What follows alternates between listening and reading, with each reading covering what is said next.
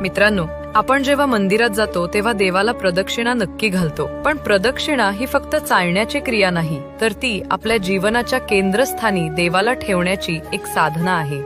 म्हणजे पुढे आणि दक्षिणा म्हणजे उजवीकडे. म्हणूनच प्रदक्षिणा करताना देव नेहमी आपल्या उजव्या बाजूला राहतो. प्रत्येक देवतेची प्रदक्षिणा करण्यामागे वेगळा अर्थ आहे. उदाहरणार्थ, आपण गणपतीभोवती प्रदक्षिणा घालत नाहीत, कारण त्यांच्या मागे अलक्ष्मी असते, जी नकारात्मकता दर्शवते. म्हणून अनेक गणपती मंदिरात प्रदक्षिणेची रचना केलेलीच नसते. भगवान शंकराला आपण 3 प्रदक्षिणा घालतो, जे निर्माण, स्थिती आणि संहार या विश्वाच्या 3 तत्वांचे प्रतीक आहेत. भगवान विष्णू आणि माता देवी यांना आपण 4 प्रदक्षिणा घालतो. तुळशीला मात्र 1, 3, 5, 7 अशा विषम संख्येतच प्रदक्षिणा घालतो. ही जीवनातील सतत चालणारी प्रगती, वाढ व अखंड प्रवास दर्शवते. शिवलिंगाला अर्धी प्रदक्षिणा घातली जाते, कारण ज्या बाजूने अभिषेकाचं जल बाहेर पडतं त्या प्रवाहातून भक्त फिरत नाही. प्रदक्षिणा म्हणजे केवळ देवाभोवती फिरणे नव्हे, तर ती श्रद्धा, विज्ञान, परंपरा आणि भक्ती यांचा एक अद्भुत संगम आहे. पुढच्या वेळी प्रदक्षिणा घालताना विसरू नका